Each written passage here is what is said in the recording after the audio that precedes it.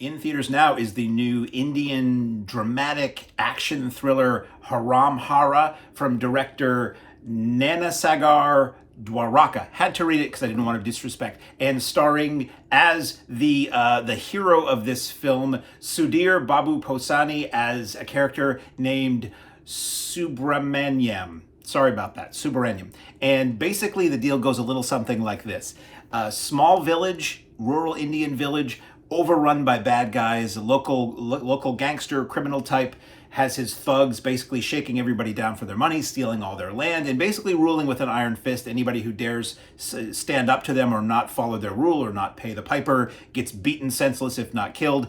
And into this community comes a young man, as I mentioned before, Subramanyam, sorry, and he just wants to study at a technical school. He just wants to do his metallurgy that he's doing, his machine shop activities, so that he can raise money to pay off his father's debts. His father is deeply in debt. He's taken out loans with many, many people in his village, and they've basically had enough, and they're threatening to seize his home or do him harm or something like that. So as our hero is working to study, to become a better person, to get a good job, to pay off all these debts, he basically clashes with the thugs of these bad guys in a wonderful, I'd call it a schoolyard, but it's a college. So an open courtyard in a college, these bad guys show up and he stands up to them. He dares stand up to them and fights them off in a very, not necessarily comedic, but the action martial arts, let's call it, choreography is so good it really brings to mind Jackie Chan type stuff, where you're kind of amused as he's using these guys' weapons against them,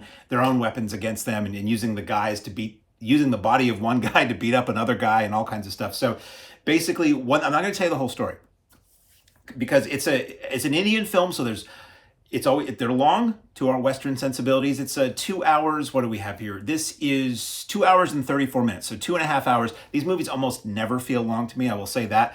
But if you try to describe the plot of one of these films, so much happens, I would spend 10 minutes describing the plot. So let's just say eventually our hero decides to start manufacturing guns and selling guns in a culture that really has very little in the way of guns in order to make a ton of money so he can pay off his father's debts.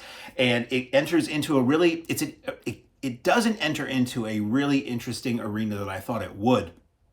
So our hero and another guy, former police officer, are working behind the scenes, working covertly inside an abandoned movie theater, which is kind of cool, in the projection booth of an abandoned 35 millimeter Indian movie theater, which is kind of cool, under the nose of the bad guy he's working against to manufacture these guns in a small scale, just pistols.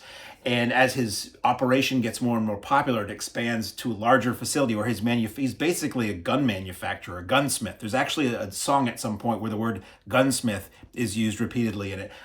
Being an Indian film, yes, there are musical numbers in this, but I'm seeing increasingly it's not the people suddenly break out into a song or suddenly it's a lavish production number that bends reality. More and more I'm seeing these films just have montages with music that goes over them, and that's what this film has. I do not believe this film had a proper musical number throughout. It was just montages, and that's fine. I do kind of miss the musical numbers, but the montages are fine. The action in this is really, really good. The drama is really, really good as you see this very innocent guy who's standing up for the rights of the little guy get closer and closer to the type of person he's fighting against. And as you watch it, you wonder, is he going to flip and suddenly is he going to get filled with, power hungry, power mad, and become a bad guy? How's this going to go? It is interesting in that you see him selling guns to bad guys who use them to kill police and things like that.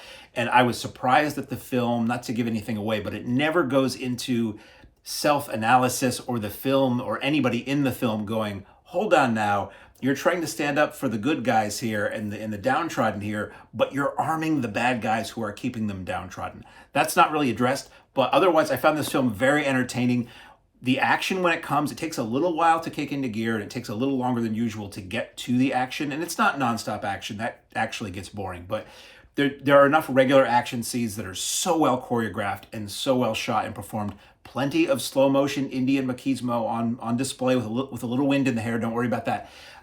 Some of the weapons that are created made me giggle. And toward the end, the movie gets almost to a Rambo level of one-man army violence that I was, sadly, as is always the case when I see these, sitting alone in the theater at a matinee, but I was laughing out loud because I was just having so much fun with this. So if you like Indian films, and I know these films tend to only be in theaters for 1 week, so by the time I put this video up, by the time you see this, this is probably, look for it on Netflix or Amazon Prime. It seems like everything I talk about winds up on one or the other services. HAROM HARA, if you stick with it, it's a lot of fun. It's very serious. There's a little bit of comedy here and there, but very little. It's mostly just a dead serious Indian crime drama with some really impressive action in it. Forget Monkey Man, forget all that shaky garbage where you can't see anything. Watch an actual Indian action movie because they shoot and depict and choreograph action. They're kind of the new Hong Kong as far as I'm concerned now. They do it pretty much better than anybody. So in theaters now, probably streaming by the time you see this, HAROM HARA.